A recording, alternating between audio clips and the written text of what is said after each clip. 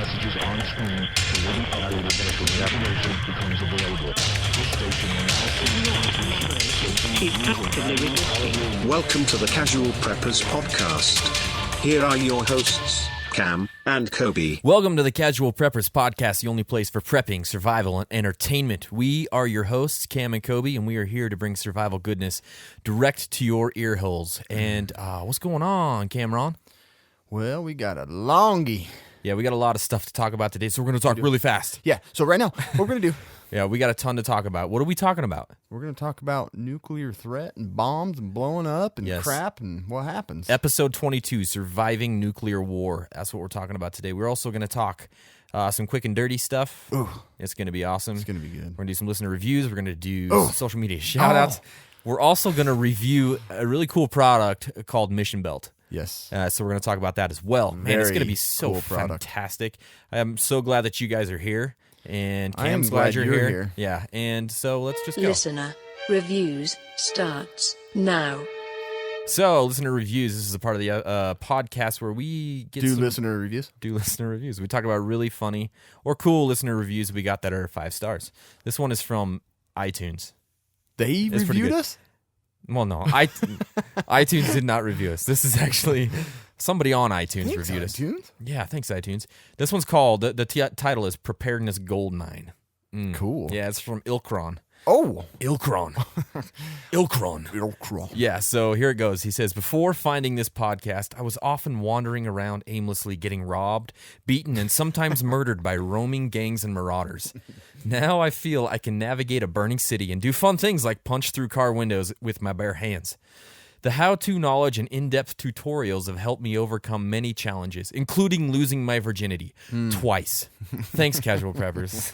That was awesome. So yeah, that's he went a little rogue on things we've taught him, yeah. Well, like breaking windows and losing his virginity twice. yeah, Little rogue, but Yeah, it's a little most rogue, of but that that's stuff we okay. taught him. that's really good. I That was really awesome. like That that. was So a really if good you guys one. want to be part of this, go on to iTunes, go on to Facebook, give us a 5-star review, and make it awesome. Yeah. And you could be there. Yeah. Right? Okay, we're gonna move on. Social media shout out. Shout it. We're going to shout out. So on Instagram, there's a really cool account you got to follow at Super Essie Straps. They do super cool Straps. Essie straps. Handcrafted EDC paracord gear for preppers and tactical people. Yeah, they have some sweet stuff. Got it up right now. Yeah, you were actually looking at it. Yeah, veteran owned. Very cool stuff. So go check them out. They got lots of cool stuff to buy. They have some awesome stuff to buy. Yeah, it's the awesomest, really. So It really is. No. No, it's good stuff. It really is. So go check them out, okay, guys? It's a mad, mad world. You were ripping through The this. pace is maddening. It is. We're going right through it. Slow it down. I'm not going to. We got too much to get to today. We do. So, the Mad Mad World, Cameron. I'll go first, if that's all right. Please. Mine, I found this from Business Insider, and I follow them on Facebook, and so I get some stuff from them once in a while. Anyways, so I think I actually did send this to you, and I think I did put it on our Facebook group on Facebook. What's Facebook? Yeah, a Facebook group. Yeah, you don't know what that is. Anyways, so this article talked about, I'm just going to read a little bit of it. Leaders of industry from Silicon Valley to Wall Street are joining the survivalism movement. That the list includes Steve Huffman. He's the co-founder and CEO of Reddit. Marvin Lau, former Yahoo executive, and Robert A. Johnson, managing director of hedge fund Soros Management. 50% of Silicon Valley billionaires have bought some level of apocalyptic insurance. Like underground bunkers, Huffman, Reddit CEO who lives in San Francisco, bought a couple of motorcycles, guns, and ammo so that he can hole up in his house for an amount of time in case disaster. In 2015, he even had laser eye surgery because he thought it would. That's pretty funny. It would improve his odds of surviving. Yeah. So I just think it's if the elites, the super rich, the insiders, if they're doing this, Yeah. I think it's a really good idea for everybody to think about it. Yeah. You know? Follow along. I'm sure Absolutely. you can't quite follow along with No, it. no, you're not gonna. Most people can't go buy a bunker. That picture showing me the little setup, I was Yeah. like, Yeah. that's cool, but at the same time, kind of stupid. Yeah. Anyways, I just thought that was really interesting and just shows. Way to ruin it, rich people. Yeah. I thought it was cool. Anyways, Yeah, that was cool. that's what I got. All right. What do you got, Bob? I What feel do you like got, you're going Bob? to cut me off and move right on to the... No, Okay. we're good. We're good. So, mine's Bloomberg.com. They had a little article up about nuclear strike survival for Russia-China gets new U.S. review. Well, isn't that on topic? I know. Isn't it? Yeah, it really was. Yeah. My brother sent it to me, and I was like, well, what do you know? Did you say thanks, bro? Yeah. Thanks, bro. Thanks, bro. Was it Joe? Thanks, bro. Or was it a different brother? It was Trenton. my Trent. older Oh, Trent. brother. Okay. And so the United States is currently evaluating what kind of survival would happen in Russia and China. Specifically, they're kind of peeking on the areas that like the officials are going to manage the country after Oh, a nuclear strike, really? which is crazy. Yeah. So they're Wow. like, where are the bunkers probably going to be? Yeah. How will the country function if we knock out this, and this? Because as you know, Trump's kind of like we're gonna have superb nukes, and we're Yeah. gonna make I know everything about nukes, and we're gonna have the fastest. We're gonna win every arms race. Yeah. Ridiculously freaky kind of talk. Right. Yeah. So anyway, yeah, we're trying to figure out how to take out Russia and China because Wouldn't that be like fascinating to be one of those guys in the government that is doing those? that sort would of- be kind of cool. I think it'd be awesome. But you would- Honestly, this whole topic, I was like fascinated the entire time Yeah. reading all this stuff. I was too. and researching. Let's freaking get into it. Let's get into it. So, surviving a nuclear war. How do you do it, Cam? We're gonna tell you. I'm just kidding. It's all theory. Yeah, it kind of is. Well, Well, some of it. That's true. Some of it's not, There's as been you will some find pretty out. horrific Yeah, tests. things. So, what I'm going to start with is kind of the history of nuclear bombs and nuclear war, and also kind of what is a nuclear bomb. How does it work? Just because I think it's I wanna good for know everybody to understand exactly that. Yeah, it's not easy. how it works. It's not easy to Everything explain about it. because I am not scientifically You'll be able to make your homemade inclined. nukes once Kobe's done. Yep. Get your pens and pencils out. Get your chalkboard. Yep. Start writing down all the formulas. So really, it all started 1905. 1905. What a great year it was. Einstein. That's basically where it all started. E equals mc squared. Yeah. So basically, it's the theory of relativity, and that means a very small amount of matter is equivalent to a lot of energy. Right. Mm-hmm. That's kind of what it means, and that's kind of the basis of why a nuclear bomb works. So That's then a lot of energy. Yeah, it is a lot. Very much. It's a lot of energy. So then in 1932, neutron particle was discovered by James Chadwick, old Jimmy C. He found the neutron particle. Then in 38, the German chemists Otto Hahn and Fritz Strassmann. Fritz.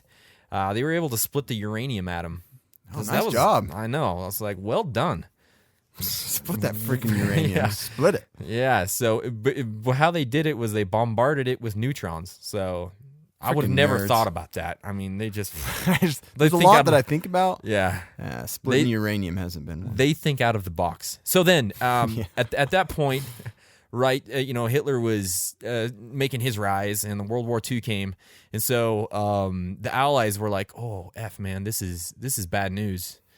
We got to do something." The world was in war. It was World War II. Yeah. So the Allies started the Manhattan Project, and that was led by Robert Oppenheimer. And basically, the goal was to make fission-based explosive devices, which is an atomic bomb, right? Freaking horrible bomb. Yeah, so they weren't able to do this before Germany surrendered, and that was May 8th, 1945.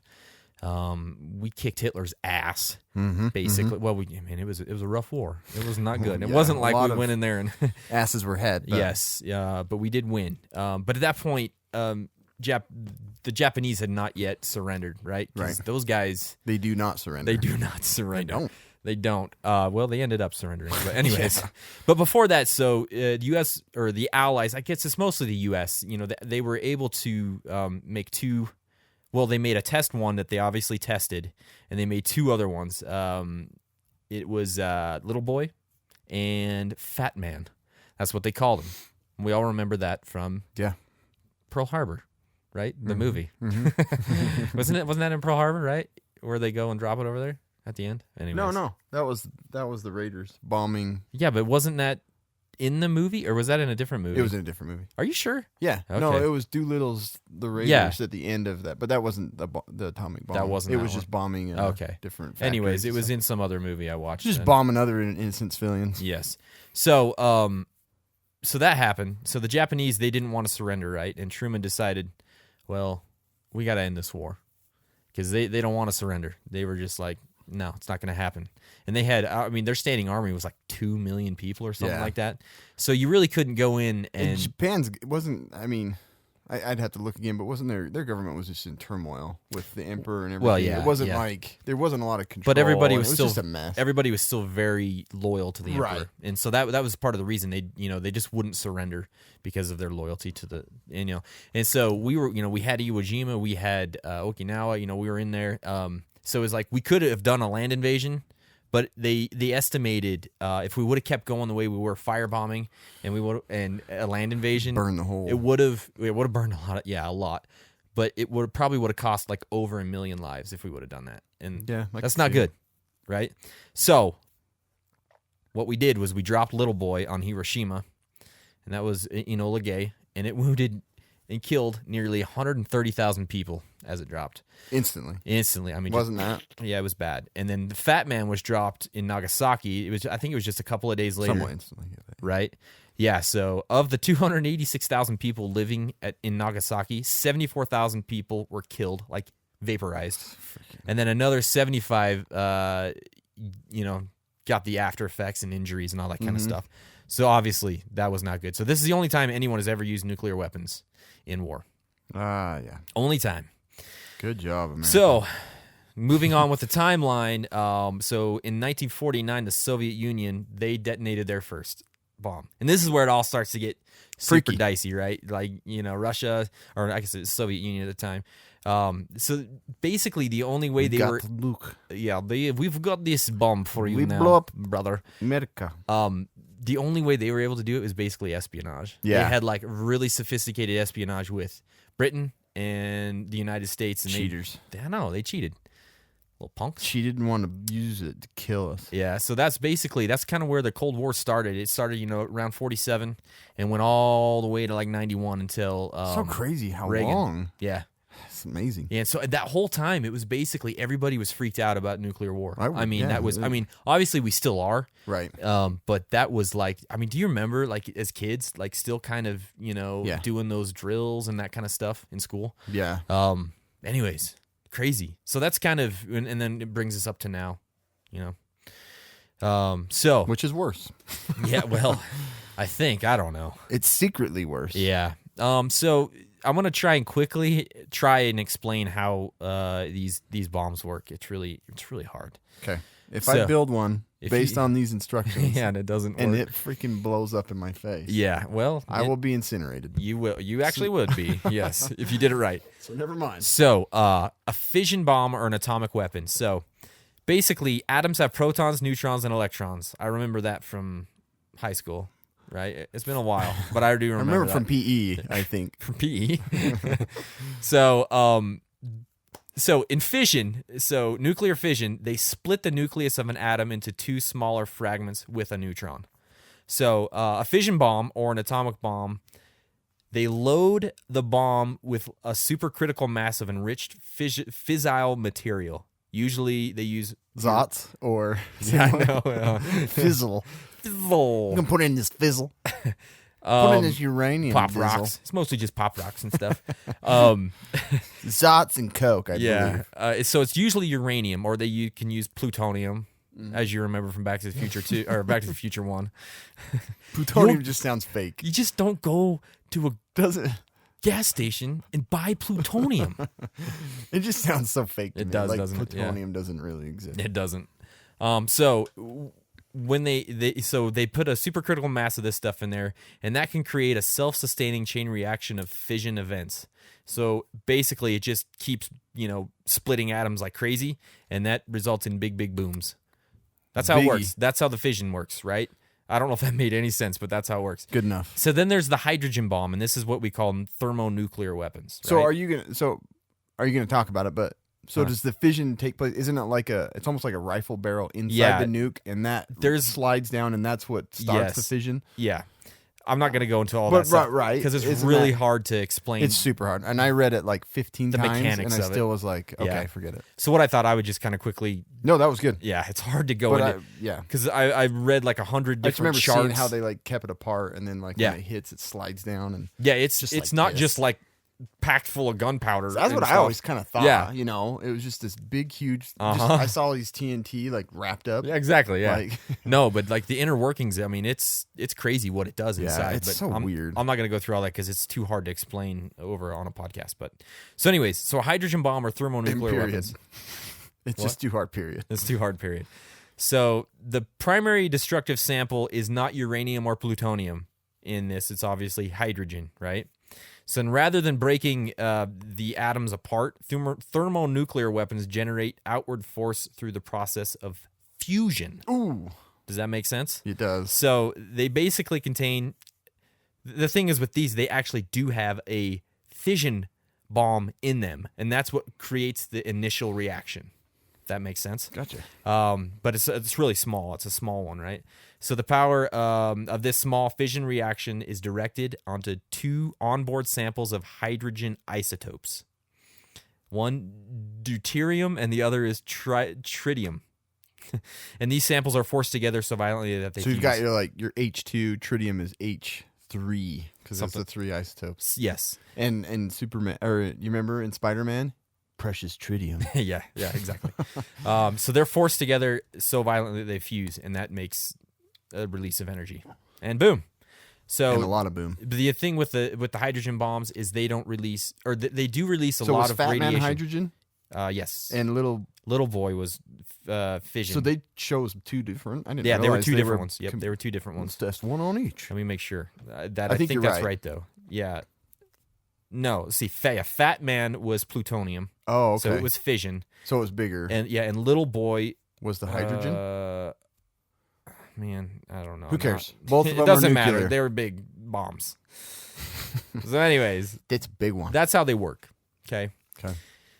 So moving on quickly, there's something I read in here. This was like really interested me. So there's a classification in the U.S. government, and it's called Born Secret. Did you read this thing that I sent I over didn't. to you? This is really crazy. So basically, When did you send that? Anyway, okay, it was a go on. while ago. So it refers to the fact that under certain reading of the law, information on the design and function of nuclear weapons is considered stolen classified information, even if you come up with it yourself. Wow. So if Really? so if you learn or if you find a way to make this, It's already patented. it's already classified. You can't tell anybody. Oh, wow. It's already classified. So I just thought that was kind of interesting. That is interesting. That's yeah. Anyways, Wish I could come up with it. I know. So nuclear capable countries. Obviously, we have nukes. Right now, estimated we have 1,750. These are active nuclear warheads that are on ballistic missiles that we can actually launch right now. Oh, they're ready. They're ready to go. Okay. I was Seven- wondering what your numbers were. Yes, 1,750. They're But ready to fire. ready to fire. Wow. They're on a ballistic missile right now. But we have nearly 10,000 of them that are ready to go, that we could put on something and send over. Good. Isn't that insane? Russia has about the same. They have 1,790. 10,000 nukes, and we know what one that's even Yeah. smaller does. Uh-huh. That's awesome. So, Russia has 1,790, so they have a few more than us, and they have about the same, maybe a few more that could be placed on a missile. So the UK has 150, France has 290. and then- Franca. yeah. So then there's a couple other countries that have some that aren't ready to deploy yet, and obviously what we're worried about is Iran. We're worried about North Korea. Yeah. We're worried about Russia, and we're worried about China, China probably has They- 100 million. Who knows what they have, honestly? Nobody knows. They've got something, but we just don't know. Like, yeah. Yeah. So as far Well, as that's creepy. that is super creepy, isn't it? I'm glad that many people have nukes that can do just No, a little bit isn't of it damage. crazy to think about that there's that many around? And that's probably after a lot of getting rid of a lot of them. Back in the 90s. I know. Early That's 2000s. cow. So yeah, it's nuts. So if you're wondering if say Russia decides I'm gonna start a nuclear war, where are they gonna hit? Where would they send that bomb? What would the targets be? So Cheyenne, Wyoming. absolutely Cheyenne, First place. Boom. yeah, Elko, Nevada. Yeah. I don't know. Some big guns. Yeah, Some the big guns, dogs, yeah. Yep. So their primary targets, obviously, at the beginning, is going to be missile silos, bomber bases, submarine bases, command and That control are going to be centers. hit. Yeah, those are going to be their very first ones to try and because they're going to try and deter anything fired back. neutralize anything that could fire back, right? Obviously, they won't be able to hit them all. There's just no way. Right. There's no way. They have no idea. So, And in thinking if they tried to hit 1,750 active nukes, Yeah. I mean, it's gonna be a good luck. end of the earth. Yeah, exactly. So, after they've hit those, their secondary targets are going to be what you would think: major military bases, industrial, compounds, Walmarts and like Walmarts, Walgreens, all the Wally walls, World. Wally World. So they're going to hit the military, industrial, all governmental. the fun parks. They're gonna knock out Six Flags. Six Flags is gone. Disneyland's Magic gone. Mountain. Just Magic Mountain. Yeah. Just the single Just Lagoon Magic in Mountain. Utah. Yeah. So yeah, like I said, the next thing: military, industrial, governmental, transportation. Also, Yeah, they're going to go for cripple. dams and seaports. So those are things you need to think about if that's where you are, if that's where your bug out location is, or and Cam's going to go more into the blast radiuses and all that kind of garbage, but that's kind of scary if you're living in one of those places. So, lastly, if they're still going, if they still got like a bunch of nukes left and they're still chucking stuff over here, they're going to go to population centers. So, they're going to hit the big cities. They're going to hit New York. They're going to hit, L.A. They're going to hit Chicago. So, no more deep dish pizza. Sorry. No. It's over with. The Cubs are gone. Go away, keyboard. What are you doing, bro? There we go. Okay. So, yeah. Anyways, that's nuts. So Once that's something it to think starts, about. we're all dead. So it doesn't really matter. Is that what your That's next it. I thing just says? summed it up. Once it So starts, let's we're all move dead. on to the end of the. Really quick though, there's a couple of things I want to talk about. So the U.S. government, they made some really freaking crazy weapons during World War II. One of them, this is the one that you sent me, the Davy Crockett. Yeah, That thing is amazing. I seriously had no idea they did this. I This is didn't either. ridiculous. My brother told me about it. Yeah. So My brother teaches history, so yeah. I So was- the M28 or the M29 Davy Crockett weapon system. So basically, it was a tactical nuclear recoilless gun for firing the M388 nuclear projectile that was deployed by the United States during the Cold War. So it's one of the smallest nuclear weapon systems ever built. I saw a couple of pictures of it. Did you see the ones where yeah. they mounted them like it on looks Jeeps? like a little. They had them mounted on Jeeps. Could you imagine just like rolled over? Like, oh frick, yeah. I would not be one. I would No. not be the guy wanting to be the guy to fire that. Yeah, so it's basically like a little turret gun on top of a It's- Jeep God, that has a nuke on it. it's clunky looking. and Yeah, it is. Oh my gosh, dude! Seriously, I can't believe they even considered that. No, they considered it and they made it. I know. They and actually yeah, built and it. tested it. Yeah. So there was another one that I thought was pretty nutty. This one's called area denial weapons. So Denied. Denied. Basically, they're commonly referred to as nuclear landmines. Wow. Oh my gosh. Yeah. They really did. They did, yes. So, Did anybody have any sense of? obviously not. Good for you. Obviously not. So basically, they were designed. What they designed them for is to detonate ahead of coming troops. Well, So yeah. they would cause landslides and triggering rock slides, landslides, and poisoning the environment that they had to go through. Gosh. Yeah, dude. Psychos. Isn't man. that insane? We'll just destroy the planet and move on. Yeah, I know. So, Wow. that's your government hard at work right there. Oh, damn. Did we design that mine? Yeah. Oh, great. Yeah, that was the United States. Awesome. Yep. That's pretty cool. Yeah, I thought that was pretty amazing. Hey, Cam, can we take just a moment to talk about the 3%er? Yes, do it. Okay. The 3%ers are all... What are you doing? Oh, you got your 3%er shirt on. The 3%ers are all die-hard American patriots who craft pro-gun, patriotic, and American Revolution-related apparel. They're extremely passionate about what they do, and everything is made to order in-house. Go to the3percenter.com and get the best gear for any Second Amendment America-loving patriot. That's the3percenter.com, and give them a follow on Instagram and Facebook, and use code CasualPreppers, and you will get a discount. Yeah. You absolutely will. Yeah. I'm passionate about wearing their shirt. You are. You actually look really good in it. You know, we went to that well, thanks. Uh-huh. We went to that little PrepperCon thing here. Yeah. Not PrepperCon, but that other company that had like, Second Amendment Yeah, stuff. yeah. I was like, wow. The 3% stuff is 100 times nicer. Like Oh, just yeah. printed Oh, it better, looks so much better. shirts. I mean, way better. So good job. Seriously, go definitely- get a shirt from them. They're awesome. Yeah, you've got to go get one, please. Especially right now, you know, they're really fighting it still, like Yep. a mother. Yeah, they are. So, anyways, But we'll stay out of the politics. yeah, we had it. Yeah, no, should we go into that? No, No, let's not. no, let's not go into it. Let's not go into politics. Well, here we no. So, moral of the story: you don't want to be, you don't want to experience a nuclear blast in your lifetime. You absolutely don't. You really don't. So, the main difference between nuclear explosions and conventional explosions, you know, like just your regular bomb, you know, just your everyday bomb. A nuclear explosion can be 1,000 to 1,000,000 times more powerful than the largest conventional bomb. 1,000,000 times. I mean, it sounds so ridiculous. I know. You know what I mean? Yeah, Like it does. 1,000,000 times more powerful. Yeah. And I don't even know how powerful a conventional bomb is. But you know, it depends, I guess, on what it is. yeah. So, the energy released, you know, after Kobe explained the formula, that's just, he did it incredibly well. I did. It was really eloquent, Yeah. wasn't it?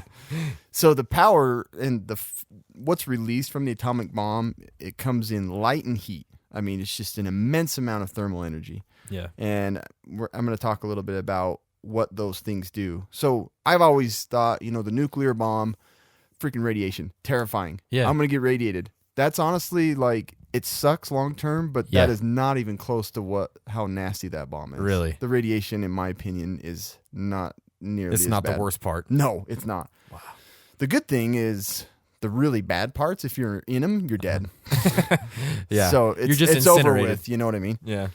So, and then the effects of, you know, the aftermath and what it does to the earth itself, you know, earthquakes and thunderstorms and lightnings. I mean, it just screws everything up. Earthquakes? Yeah. Oh my gosh. Earthquake-a-canes. Earthquake again. So real quick. So what was the little boy was 10 megatons? I don't remember. I think the little boy was 15. I looked it up. Did you? So okay, here we go. The little boy was 15 kilotons. So a megaton is 1,000 kilotons. Okay. Or is it 100? God, I'm so No, it'd be crazy. 1,000. Yeah. Yeah. So we're megaton. And that they exist. It's Yeah. freaking megatons. And the little boy was 15 kilotons. It sounds like, it just sounds so small compared to Yeah. what. So anyway, a 20 megaton warhead, which is in Russia's largest arsenal. That's their biggest. Yeah. They've tested bigger, but you didn't talk much about the testing. No, I didn't. I didn't talk much about Okay. it. I could have gone into it, but there's so much. Yeah, There and was so much. I'm just gonna go through the same. They do the same thing. Anyway, Yeah. a 20 megaton warhead from Russia would send lethal radiation about 3 miles. Almost all buildings and many people would be killed by the blast up to 4 miles away. Oh my gosh. And the most serious third-degree burns from the instant flash would be up to 24 miles away. Hold 24 miles. 20 megatons. This is if you know you're in a flat terrain. Oh my gosh. 24 miles, you can get third-degree burns from just the flash. That's insane. Isn't that freaky? That's insane. So, Kobe found a really cool thing. It's called, and I advise you to check it out, the nuke map. Yeah, that thing is cool. It's huh? so cool. It's awesome. So you can type in What's the website? Do you know? nuclearsecrecy.com/nuke map. Okay. Nuclear- Nuclearsecrecy.com/nuke map. Okay. Yeah, so it's like a Google map, and you can type in the size of bomb. I mean, if you're a Yeah. psychopath and just want to Yeah. see what you could kill. Anyway, so I typed in our town, and I used the bad boy. I put in the czar, Yeah. which is like 50 megatons. Oh my gosh. So- oh my gosh. I made sure to wipe out our town. So it like tells you how big the fireball is and the air blast and the thermal radiation, which I'll talk about. Dang, that's a fireball. So the fireball is hotter than the surface of the sun. Oh my gosh. That's that big old plume thing. Yeah. That looks like Hotter it than looks the like surface another- of the sun. yeah. It's it Oh. reaches My gosh. yeah, let me tell you. It reaches 30,000 degrees Celsius. So 540,000 degrees Fahrenheit. Oh my Up gosh. to 1,000,000 degrees Fahrenheit almost. So, I mean, when they say incinerated, Yeah, that's true. it burns everything. It just yeah. So if you're kind of close to it, you might as well be under it because you won't even know what happened. You won't even know I what mean, happened. just instant. There was nothing left. So you that's didn't what- even exist on Earth. That's what happened to those people in Hiroshima. Yeah, then, the ones basically, just right underneath. Right underneath. They didn't know anything. They were Yeah. gone. It was like Terminator 2. Yeah. So I dropped that Tsar, which is a 50 megaton bomb, which is just, I can't even comprehend. The fireball consumed the entire town. 4-mile radius of the fireball of the almost, of the 540,000 degree Fahrenheit. Yeah. 5 miles. So our town was incinerated. Air blast was 19 miles. That's my the gosh. shockwave thing. Thermal radiation, the flash burn up to 45 miles away. No, I don't even know how That's they tested insane. that. I don't know. And anyway.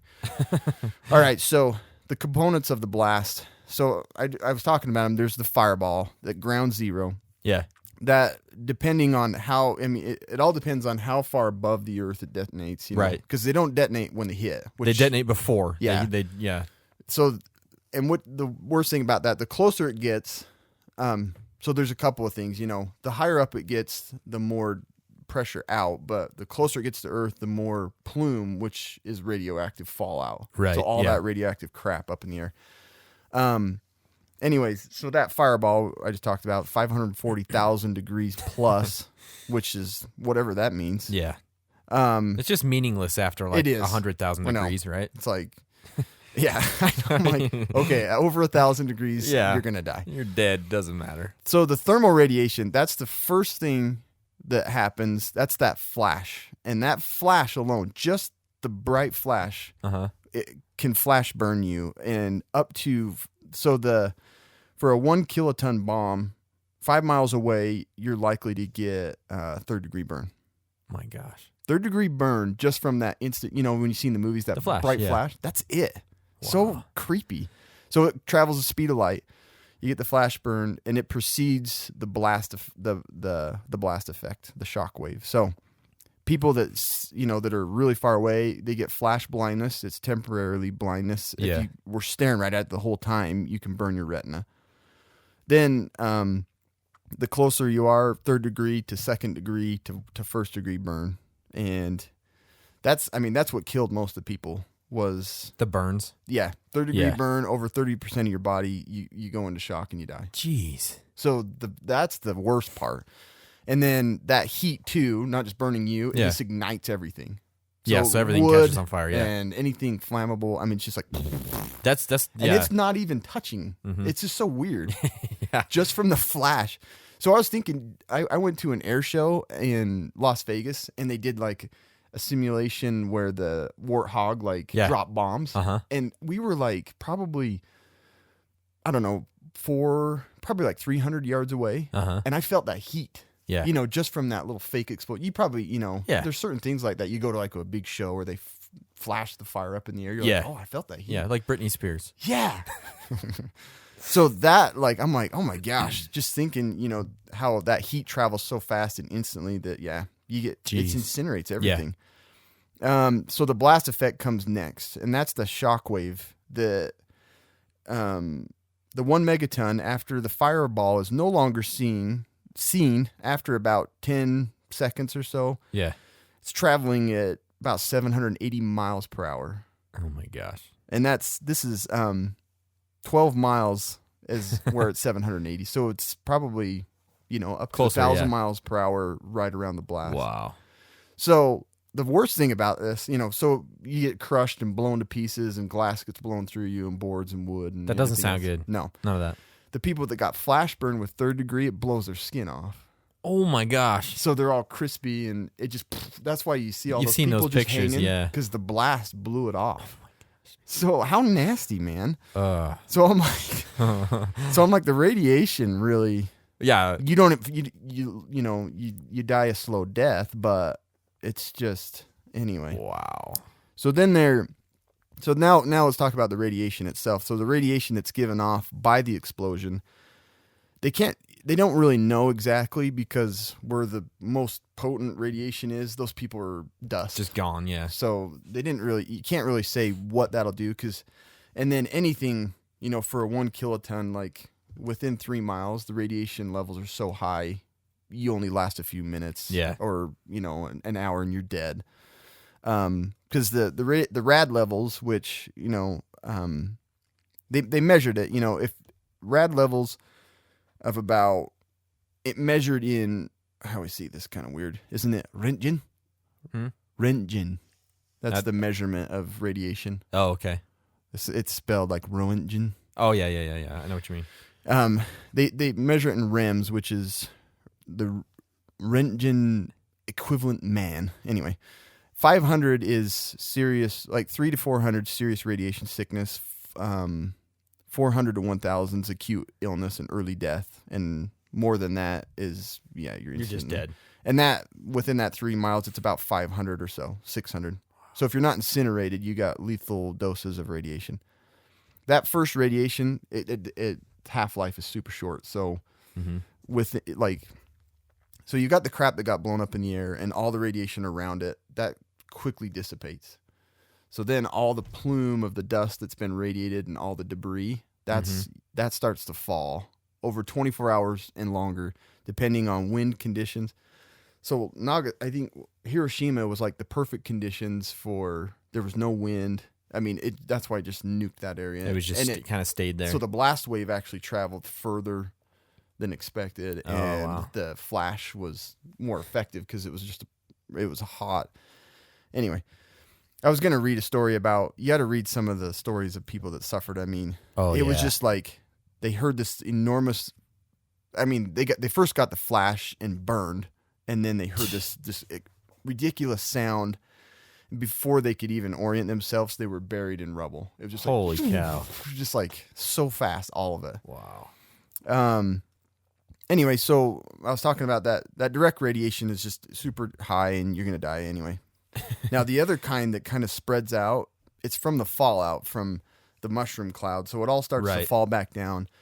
Most of the really bad radioactive stuff falls in 24 hours and not a very long distance. But all that other crap that caught up in the stratosphere and stuff, and it starts spreading all over. Yeah. And I think that nuke one kind of shows like the wind, how it could carry it. Yep. Mm-hmm. So you can see it can Get go, in the jet stream, it can go so many miles. Yeah. And that fallout debris is what you've got to survive with if you survive the blast. Yep. That's what I'm going to talk about mostly, about the survival aspect. So if you didn't die from all that other crap, from either getting incinerated, blown to pieces, buried by rubble, or flash burned to death, then you've got to deal with radiation. Yeah, that's when the radiation comes in. It's the ultimate worst weapon that was ever created by far. It's a perfect weapon, basically. It really is. And then you got the weird phenomena that happens. You got black rain that's just soot that's radiated, and that liquid gunk is just, you ingest it, and that's far worse than breathing it in, and it's just nasty. And then you've got all the other stuff. Radar blackout, which was interesting. Even, not like an EMP, if it's detonated, it puts so much contaminant and stuff in the air that radar is basically obliterated. Oh my gosh. So I'm like, jets and stuff could just come in and... You have no idea where they're at. Yeah. But they'd have no idea where they were. That's true. Because they'd have no radar. And just be... Yeah, that's true. That's true. Anyway, on to... Hold on real quick. Yeah. Can we talk about Tacpack real quick? Oh, yeah. Okay, Squeeze just them in really there. fast, Please, all right? please do. Today's podcast is brought to you by Tacpack, the only monthly tactical subscription box with useful, professional-grade stuff inside. Get 10% off your first Tacpack with code CASUALPREPPERS. Go to Tacpack.com, join the thousands of set-aside subscribers today. You'll get 10% off if you use our code CASUALPREPPERS, and I'm impressed more and more every single day with Tacpack. I mean, every single day. Every time I get one, I'm just like, it gets better. Hey. I mean, They have awesome... That last box we got was... fantastic. Yeah, you stole that freaking knife. I did. I did. And that's all Kobe carries around now? It's all I carry around. So, yeah, they do. Anyways, great stuff. Great Go check deal. out Tacpack, guys. Use our code Casual Preppers. Yeah, and we reviewed their price. I mean, instantly, the knife is usually the whole cost. If you didn't listen to episode 21, go back and listen, and you'll see why we like Tacpack. Yeah, you'll figure it out. You'll see. They're giving you a knife and everything else for free. Yeah, basically. Yeah. So, anyways, move on. Sorry. All right, so. The health risks of it, I talked a little bit about the radiation. I just wanted to read real quick, like This is kind of from studies from what happened in Hiroshima. Yeah. First 2 weeks, mainly burns from the rays and flames. People that got flash burned, the people that are still survived. The real bad thing is that area, the medical crews and You can't hospitals, get in. they're gone. Yeah. So there's no direct help Yeah. for anybody for the burns and everything. Nobody wants to come in. No. Nobody wants to come into that because you can't, there's nothing to stop the radiation. So you got to, basically in 24 hours, if you're suffering, you're going to die. Yeah, there's nothing they can do. So it's pretty nasty in that regard too. 3rd week through the 8th week, symptoms of radioactive rays, loss of hair, anemia, loss of white blood cells, so you can't fight infections, bleeding, really bad diarrhea. That sounds That's delicious. the 3rd through 8th week. 3rd through 4th month, some improvement, burns, trauma, even radiation injuries, but secondary injuries occur. Severe scars, keloids. I heard with radiation sickness, like you get really bad, then all of a sudden you'll get better for a little while, and then all of a sudden it hits you. Anybody has to go through chemo and stuff Yeah. and Yep. radiation treatment. I feel bad for them. Yeah, it's 'cause horrible. They're just super sick all the time. Horrible. And then that's how these people were. Infertility, psychosomatic disorder, from post-traumatic. Yeah. And then even now, over half a century later, there's still effects of those bombs that we dropped, which is pretty Wow. depressingly. It is, it's yes. just horrible. It's not fun to think about. Yeah. So, Seriously. and what happens with the radiation from either fallout or the direct radiation if you were semi-close to the bomb, risks of leukemia, thyroid cancer, the things that the cells are constantly changing in are the worst. Those are the ones that usually the most develop the susceptible. most cancer. Yeah. Because radiation disrupts DNA. It breaks it and it impairs your body to repair it. And then you get tumors and it's just horrible. So Wow. that's the health things. I mean, basically everything. Yeah, it's not good. Cancers and all kinds of, and feeling horrible. So yeah, what precautions can you take to prevent? This was hard, and Destroy because a lot of these Russia. yeah, because a lot of these are what they've seen may have helped, but Yeah. nobody was prepared for one, so we've No. never gone through it, and they're not going to test with live things really. Oh, well, they unless- probably have. Russia probably has. Russia, man. I'm pretty sure they probably have. Well, it's just like with the whole EMP thing. They tested the EMP like just over land, just like over a couple of their know. cities, and like stuff went Yeah. crazy because of it. Well, people even from the Nevada, Oh yeah. we've caused health problems, but At least we tried to go out in the middle of freaking nowhere, That's true. right? And it literally is. Yeah. So what precautions can be taken to increase your risk or increase your chances of survival? Yeah. What can we do, Cam? So shelters, you go ahead and go look that up. Just to quickly, so the basement ones are probably the best, really, because basically you want something with really thick walls because radioactive fallout, the debris and stuff, it loses its potency as it travels through things, which it can, which is kind of creepy too. But the more isolated you are, the less and the more like thick the cement or brick or whatever is, the harder and less radiation exposure you're going to And get. even dirt and earth above you is Yes. good. Yeah, Yeah. I mean all that kind of stuff. So interesting too is if you live on the coast, which sucks because you don't have basements Yeah. and building the bomb shelter is impossible.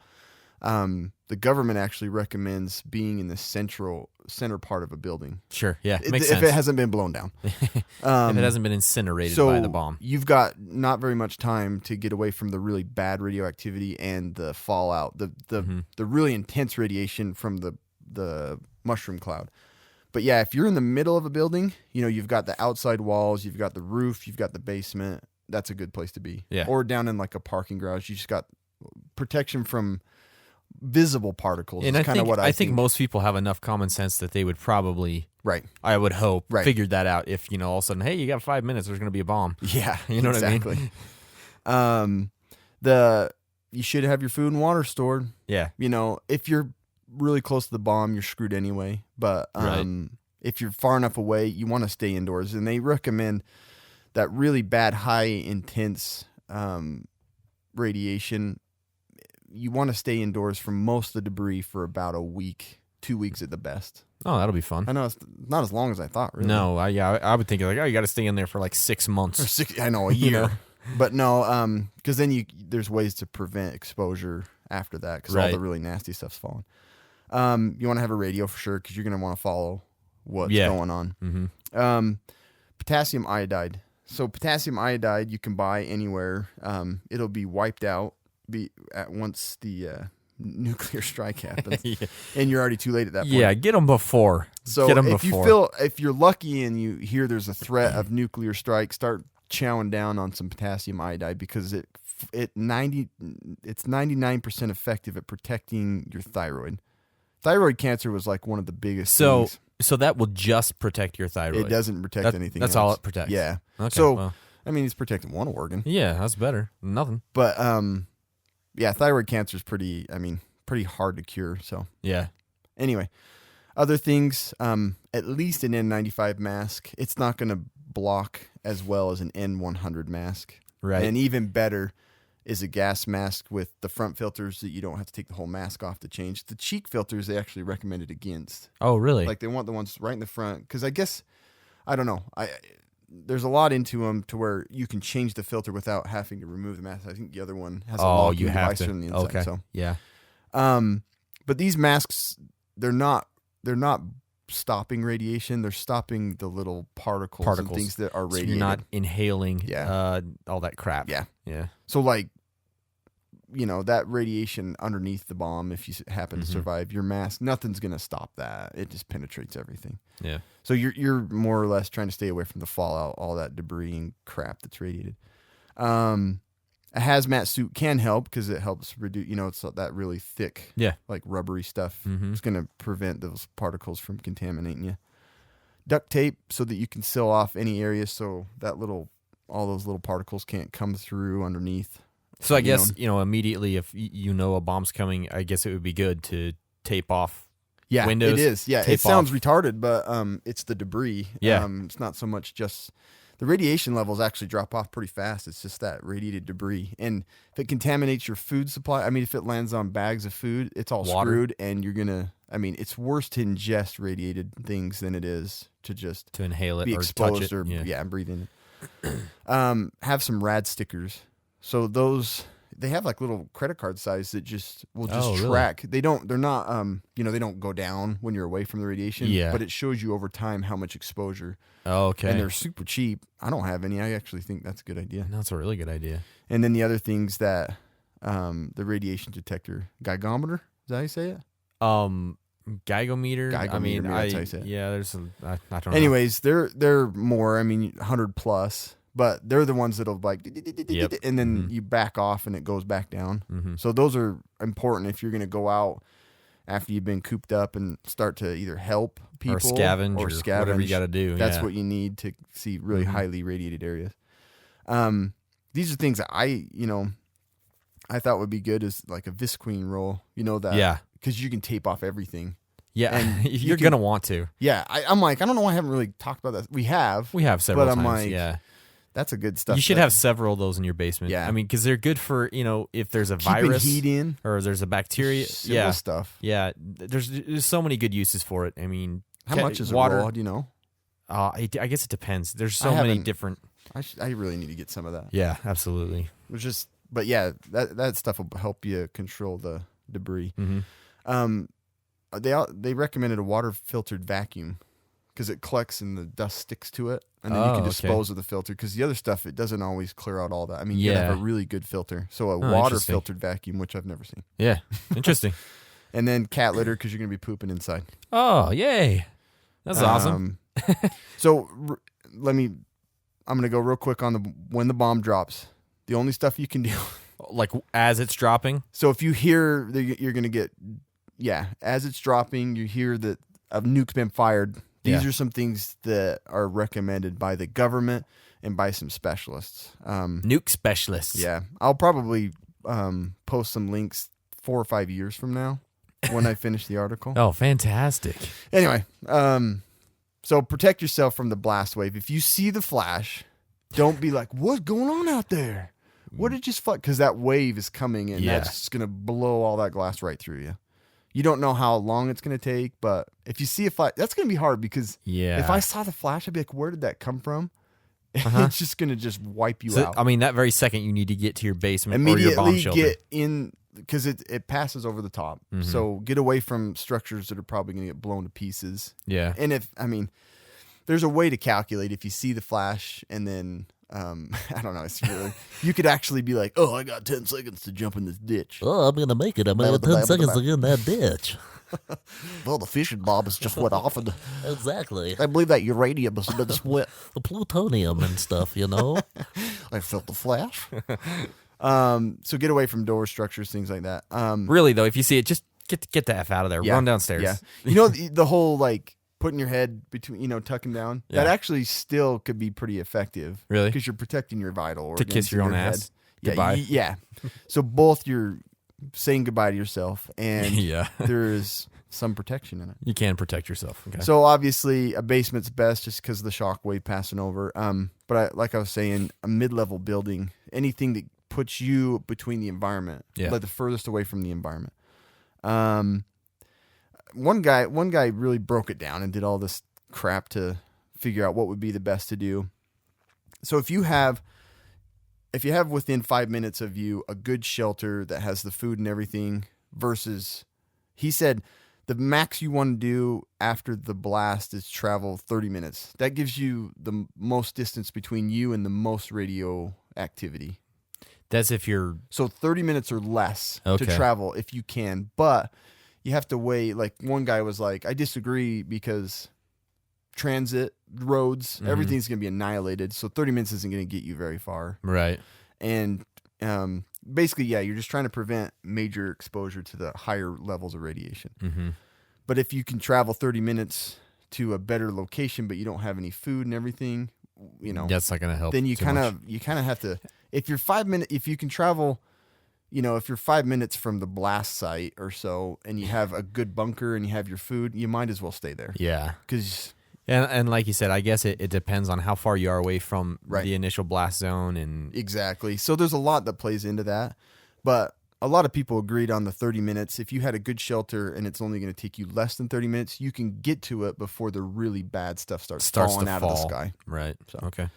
And I just mentioned that if you have storage and even though you're going to be closer, you're probably better off because Just you have your stay. supplies, your medical supplies and your food.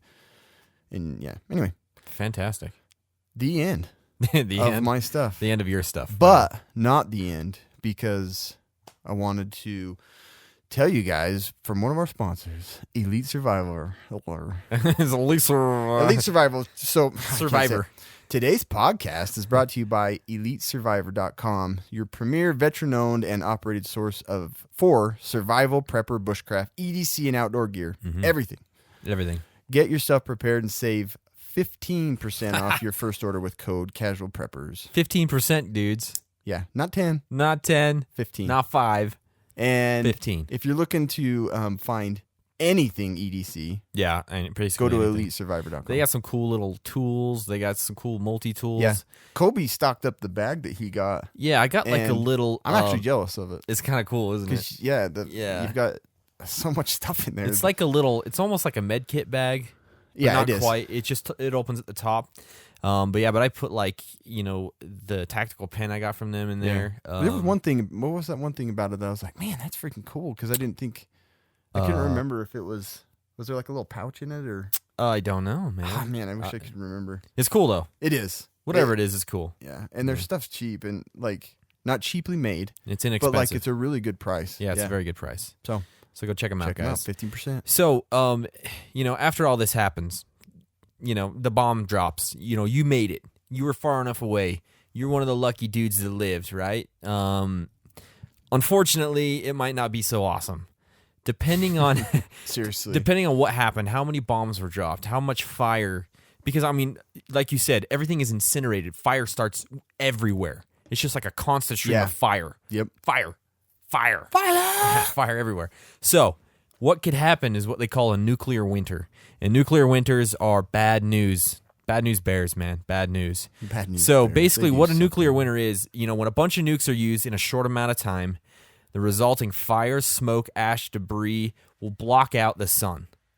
Because it'll like hang in the air for. I mean, that smoke's gonna hang in the air. The ash is gonna hang in the air. All the crap. All the crap is gonna be up there. Yeah. So basically, what that does is it lowers the temperature on Earth. And when you quickly lower the temperature on Earth, it's bad. It's not good, right? It's not good at all. So we've kind of seen these things. So you happen. went from 500,000 degrees Fahrenheit to now freezing. That's awesome. To now too what cold. A nice scenario. Yeah, it's fantastic.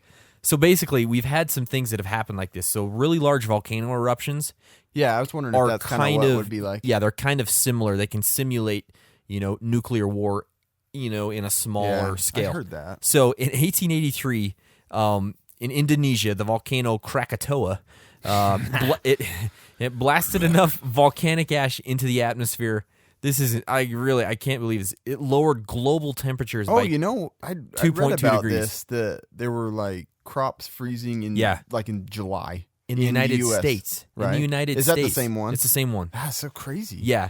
It lowered global temperatures by 2.2 degrees. That's so crazy. One volcano. Is that not insane? That is insane. So, and actually, there was another one in 1815, Mount Tambora, and that was in Indonesia too. We ought to just that was 1815. Jeez, yeah, 1815. Wow, we're due for some of these. I know. So it blocked enough sunlight to cause. We should probably known, do one on volcanoes. Yeah, we are. Volcano. We will. What was it Volcano King? No. Huh? Oh, never mind. Okay. What was it? Hurricane. Tornado Earthquake King. Earthquake cane. We'll do one on that. Tornado volcanic I know. cane. Volcano. Nuclear cane. Hurricane Nuclear cane. volcano cane. All right. So Mount Tambora, it caused what was called the year without summer, and it's insane. Ugh. So More. so the following year, United States experienced summer snows. It snowed in the summer, and temperatures that were 5 and 10 degrees less than average.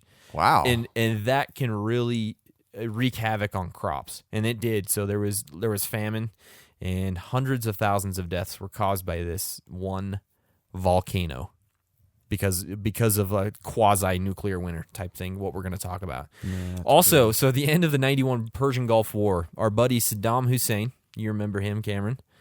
Unfortunately. Yeah, you do. He torched 736 Kuwaiti oil wells. He's like, oh, you guys are going to take me over, or I'm going to burn everything. What an idiot. If I can't have it, nobody can. I always thought he was a redneck. Oh, God dang it. I'm gonna burn all this oil. Yeah, I can see Saddam sounding exactly like that. So, Oh dang! Here comes Americans to burn all that oil. oh, dang, we're going to burn on this oil because these Americans are on their way. We're just going to burn it. Oh, good. Yeah. So 736 wells, right? The fires lasted for 9 months. They burned for freaking 9 months. So this is going to blow your mind. The average local air temperatures fell 18.3 degrees. Oh, they fell. Yeah, Wow. 18 degrees for 9 months. My God. Never heard anything like that. Yeah, and that's not. I good. was thinking it said 18 up, because of the fires. Yeah, no, But that was it just blocked because it and of all blocking the sun. Oh my God. Yeah. 20 degrees. So drop? any crops that were, So they were like loving it. They're like, yeah, because over there. this is like awesome. Yeah, it's like California weather, man. This is great. So yeah, any crops that were trying to be grown. I mean, I don't know if they grow crops in Kuwait, but there's probably just poppy over there is all they're growing for And guns. for opium, but guns and growing They're guns. just growing guns Yeah. and bullets and nukes. So, anyways, that's kind of on a smaller scale what can happen in a large scale nuclear war. So, in the 80s, there was a lot of theorists, and they predicted. So, if there was a large scale nuclear war, huge. I mean, just stuff going nuts. They said, this is between the U.S. and Russia. A decade-long temperature decreases as much as 72 degrees. Decade? Decade. Oh my gosh. But this is all theory, right? So we don't know. But that's what they theorize. So Carl Sagan, Richard Turco wrote a book. It's called A Path Where No Man Thought. So basically, in this book, they break down nuclear winters, and they break down 6 different categories. So I decided to go through those because it's kind of interesting to see how they broke this down. So the first one is minimal. Break it down. So this is a small attack, a minimal cloud, and basically it's not going to really affect anything beyond the initial blast damage, right? So if something like that happens, it's all good unless it was dropped on your house, or your town, whatever, right? Okay. So marginal. This is where they've used a few warheads, and they detonated these probably above some urban centers because that's what they would do, right? Mm-hmm. So they think that's 3, maybe 4, 2, 3, I don't know. It would lower northern hemisphere temps by a few degrees. Just a couple of them. Man, the agriculture thing, like you. Yeah, agriculture is going to suffer with 2 degrees drop. Your yields on everything is going to be bad. I'd rather just be under the fireball. I know. So there'd be famine, obviously, with agriculture, having issues there. There would be black rain. That's kind of what you talked about with all that ash, all that ash and that Soot. Black rain. So black rain. radiated sludge. Exactly. Dropping out of the sky. So the deaths just from this nuclear winter is going to equal that killed in the blast. Oh my god. That's from this nuclear winter, right? Okay, so moving on from that, the next one is nominal. And so this is where if they use between 6,000 and 12,000 nuclear warheads. And back then, that wouldn't be that crazy if it started, really. I mean, because they had so many nuclear weapons. We have that many now, right? Yeah. we do. So this is between 6 and 12,000. So the survivors would have dark With skies. greater strike range and everything. That's what's creepy. Exactly. So there'd be dark skies almost like all the time. Widespread drought, fallout, global Like the series? It's gonna be playing everywhere. Yeah, exactly. All the time. 24/7. Isn't it called Dark Skies? I don't know. I don't know. I think there's that's a Dark movie. Skies. Is that a movie? I think it's a series. Okay, Anyway, whatever. I'm gonna so, look it up. Yeah, 'cause I'm you look it up bored while of I your- talk. bored of myself. So the global temperatures would drop by 18 degrees in the northern hemisphere. That's bad. So the noon sunlight would only be 1/3 of what it was before the war. 1/3 of the sun at noon. Yeah. So in the following You're months, right. It's a movie. is it okay? I knew I was right. You were right. So in the following months, the clouds would dissipate. The sun would seem to burn hotter than before because nuclear blasts would have destroyed much of the ozone layer. So with that much, Why would you want to survive it? with that much nuclear blast, it destroys a bunch of the ozone layer. So you're getting a lot more UV coming through, and that's bad. So there's going to be a lot of solar radiation that's going to reach the Earth's surface. So this is beyond the actual nuclear radiation, it's solar radiation. Right. So the next level up, substantial. This is more than 12,000 nukes. You're going to have freezing temperatures. You're going to back to an ice age, basically. Widespread fallout, pollution, ozone depletion, disrupted precipitation. So, like, it can't rain correctly. Earth is ruined. Yeah. We broke Mother Earth. Crops would fail. Billions of humans would die. So, I mean, that would be just like large percentages of the population would be dead. It'd be like just India. Yeah. So there would be a lot of species that would go extinct. Like women? No, women are still humans. We're talking like dogs, maybe. I don't know. Because I might as well die. Yeah. So they said humanity. They think humans would still live, but civilization wouldn't be the same. Unfortunately, we all blew live. everything up. Yep. Glad we made it through. And the next one would be severe. This is Which substantial's not severe. yeah, okay. Severe. So less than 1% of the sunlight makes it to Earth at this point for months on end. So the temperatures would drop. There wouldn't be enough light for photosynthesis. So, we'd stop having oxygen produced, basically. Yeah, exactly. Widespread famine, pollution, agriculture production would be reduced to levels not seen since the Dark Ages. Wow. So the very last one is called extreme. This is worst case scenario based on the conditions in 1990 if nearly all of the world's nuclear weapons were deployed. The result would be darkness and everything on Earth would be dead. That's wow. it. But as we said, it's all theory. So don't worry, it might not be true. It's not sounding that bad. Yeah, it's not. I mean, come on, guys. So, how are you going to survive nuclear winter? And a lot of this, you're going to take a lot of Cam's advice for. You know what? Don't take my advice and go towards the radiation and get it over with. Yeah. So, like, the biggest thing is going to be if you were listening, the solar UV radiation is going to be intense, right? So, basically, what you want to do is you want to cover your skin all the time. You don't want your skin to show. So, you're going to want to wear hats, gloves, long sleeves, long pants, face basically mask. take our riot. Yeah, women protection. Yeah, wear your methods. Jinkos, man. Cover your eyes. You want to have UV protective glasses or goggles of some sort. You're going to be like those weirdos like on Mad Max or something, Or what's the game? What's the game with all the weirdos on it? And the radiation and Borderlands. Oh, yeah. Borderlands, yeah. It does look like Mad Max. Yeah, exactly. So stock up on sunscreen because if you're going to cover yourself, you're going to want to put that sunscreen on. So But the temperatures are going to drop, which means it's going to be like super duper cold outside. Why would you want to live? I don't know. I don't know. I'm so done with our winter. I know. I'm so done. So you're going to want to have extra warm clothing, right? You're going to have alternate heating sources. This is all stuff you should be doing anyways, but just something to think about if you're thinking about nuclear winters. When you're laying in bed, just thinking about nuclear winters. Winterize your home, winterize your bug out location. Make sure you have all that kind of stuff. Have plenty of fire starting methods and gear. I mean, it's always the same thing, but and then food. Food is going to be scarce. So will it even snow? Maybe. I don't know. I mean, Sounds all messed up. Once Black it gets to snow. the Imagine black snow. That'd Yeah. be crazy. It would be crazy.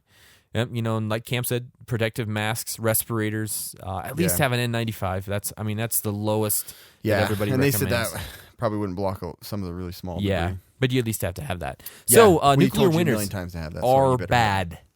That's bad stuff. So Nuclear attacks. I'm telling you, I think being in the fireball would be the best. Yeah, just get it Instantly over with. Vaporized. Yep. It's like, get it done. wow, Get it what over the- with. What happened? Yep. You did. So that's what I have. Do you have anything else? Well, nuclear wars don't sound too bad. After all that, sounds pretty good. Gosh. That sounds the freaking worst. So let's all just pray that this never happens. Nuclear war, no good. No good at all. No good at all. no. If it happens, then it's the I mean, end. I had It's awful. sort of an idea of Yeah, me too. But I didn't realize. after researching for 2 weeks, I'm like, oh my gosh, this me is too. ridiculous. I know. Seriously. I couldn't believe Yep. the power that man created to kill Yeah. other assists. Oh my gosh. Mm-hmm. Way to go. So there you are, guys. That ought to cheer you up for the week. So if you feel like you can't protect yourself from a nuclear war, you're probably right. You are right. You're completely right. But So anyways, Cameron. put your mask on. Yeah, because it's not going to do anything. Yeah. You might as well put it on. I'm It's freezing. time for the quick and dirty medical tip. All right, this is going to be really quick. And dirty. Just a tip. And It's going to be dirty. super dirty this time. Oh, dang. So, I'm just going to tell you about normal saline. Mm-hmm. What is normal saline? It's saline that isn't abnormal. Slam dunk. Oh, dang. So, normal saline is what you get when you've been pooping your pants for a long time and the ER is trying to rehydrate you. That's Yeah. normal saline. That's Boom. normal saline. I'm guessing it's about when they rinse. 0.9% salt and water. Yes, exactly. It's what they irrigate your wounds with. It's what they rinse your eyes out with if you get crap in your eyes. It's what they use in nebulized solutions to help loosen mucus in your lungs. It's used to mix medicinas. Oh. So normal saline's used a ton in A lot. Medicine. Yeah, we have like 50 cupboards of it just because there's so many uses. So why don't you have it, huh? You should have saline bags everywhere. I figured you would get us a good deal. A tar. We're gonna have to If you've post ever that one played day. a survival game called DayZ, then you're a loser like us. Yeah. First. But yeah. Anyway, it's all about finding the saline bags. It is. You can actually make your own saline. Oh, did you know that? I thought you would get me a good deal on some saline and bring me some. I've been wanting to type Dude. some from the clinic. So you're gonna make your own saline. Okay. That's it. All right. Anyway, so the normal saline can be made with distilled water. If you have a gallon of distilled water, you can just pour 8 Does it have to be teaspoons- distilled? Well, you want as most sterile as you can get. Okay. You know. Sure. So if you want to be quick and dirty about it, Yeah. you could just get, if you have a gallon of distilled water, which, you're probably only going to use for medical purposes because it's disgusting to drink. Yeah. You can put 8 teaspoons of non-iodine salt. Now you can use the iodine, salt that the table salt that we all have. Right. But if you happen to have the other salt, It's better. yeah, it's better to not have iodine in it for all these multiple uses. Okay. You can actually get sodium chloride tabs, so they don't have anything in them but the actual chemical, the salt. You just drop 9 of those tabs in there. I actually might get some after reading this because, all of our table salt Yeah. is just, it's got iodine in it, which is good. But anyway, blah, blah, blah. So, if you want to sterilize some water, the way you do it. So if you're gonna make your own, the easy way is what I just told you. Just use distilled 1 gallon. Blah blah blah. Yep. The other way is just take 1 liter of water, put your tools in it that you're going to be handling. So you put your bottle that you're going to put your saline in. You put your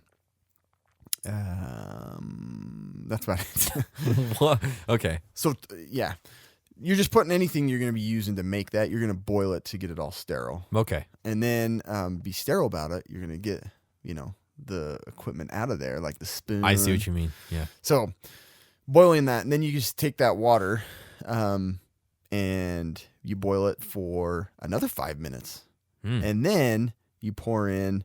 So a liter, you're going to put in 2 teaspoons of salt. Okay. And then you can actually store that about 3 days, just out. Okay. But they did a study where the distilled water one, the quicker one, if you freeze it, it can actually be sterile. They didn't grow any bacteria for 30 days. So when you make it, you can only use it for like right away, basically. Yeah, I mean, You couldn't make depends some on what you're and- using and it put for. in If your you're preps. cleaning wounds, you probably don't want an older version that's been opened. Even if you sterilized it, they didn't do much study on your own home use.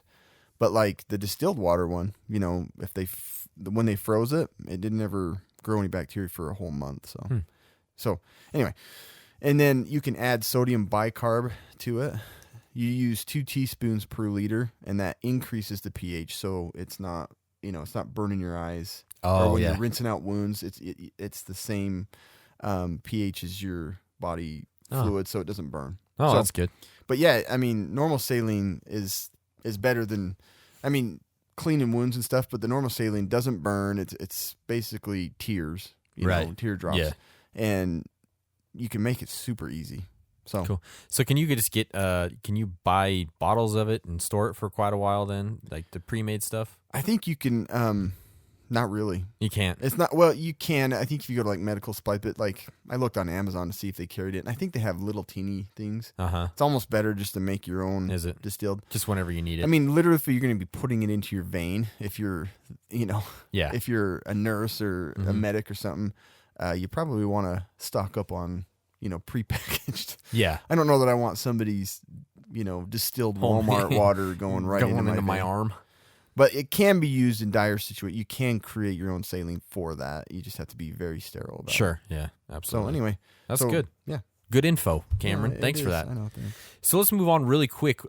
We were contacted by Mission Belt. Fine folks at Mission Belt. Very fine, folks. They are. We're really impressed with their product. If you haven't seen a Mission Belt, it's a belt. It holds up your pants. And it's got a mission. And yeah, well, to it does. hold up your pants. It has a mission other than that. So $1 from every sale Oh, goes. is that why? Yeah, Oh, a okay. $1 from every sale goes to fight global poverty. That's freaking basically cool. I so didn't yeah, know that. yeah, absolutely. So that's what it is. That was just a cool name. Yeah, well, it is, but it's also Not only just a cool name. Yeah, it's not only a cool name. So missionbelt.com, go check these guys out. So basically, their belt it's ingenious. It's freaking ingenious. Yeah. There's no holes in the belt anywhere. There's basically it's like a track system almost. Yeah, What would how would you That's describe how I that? would describe A track I system, describe right? it as a track system. So your belt goes through the buckle. The buckle has a track system that basically clicks every quarter inch. Yeah. And you just cinch quarter it up. inch, not 16 inches between Exactly. holes like a normal belt. Exactly. So it clicks up until it's nice and tight, however you like it, and that's it. Yeah, I love it. It's amazing. I Seriously, wore mine today. I've been at wearing mine. work. I wear mine every And I was- freaking day. Yeah. I was showing people. Were you? I was like, look at my slip-on shoes, my click. I got my Velcro click shoes. belt. It's like an old man. I'm like, I got a zip up tie. yep. I showed my dad, and he's like, oh, I want one. They're So seriously. I ordered one for his birthday. You will never use another belt like an everyday belt. You will never. No, use they it. are so nice. Seriously. Didn't you get yours is yours isn't leather. No, mine's like the almost like the cloth vinyl. Yeah, I type want one of those stuff. bad. Like Yeah. more casual It is. belt. Yeah, it's really casual. I got a little fancier one, and I wear it to work, and yeah, it's so nice. Yeah. because you And- can't get that right fit with the No, belt. it's so Either hard. it's too loose and the buckle's just flopping around. Yeah. or you go way too far, and you're like, oh, and you can't breathe. you can't bend over. Yeah. So this one is awesome, and then there's just like a little button on the bottom of your belt, your buckle. Yeah. Click it, and it comes out Yeah. just like that. I mean, it's really quick. It's really simple. It's ingenious.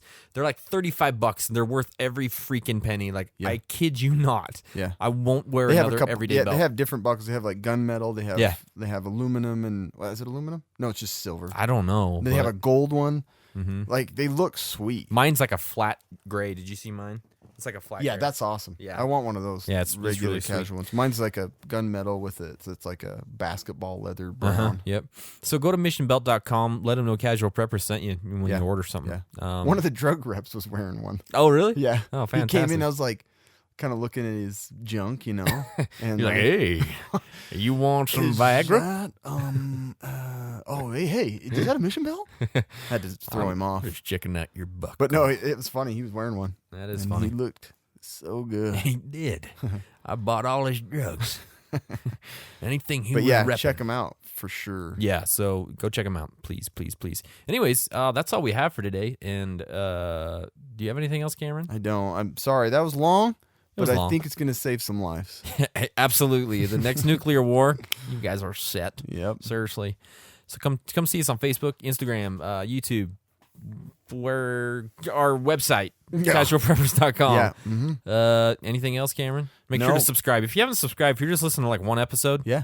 go Yeah. ahead and subscribe, please. Stay tuned. We'll hit up some live Instagram and Yeah. Facebook, and Yeah. we'll try and keep in touch with y'all. Yeah, sure. Yeah, sure. Y'all. And we will see you next time.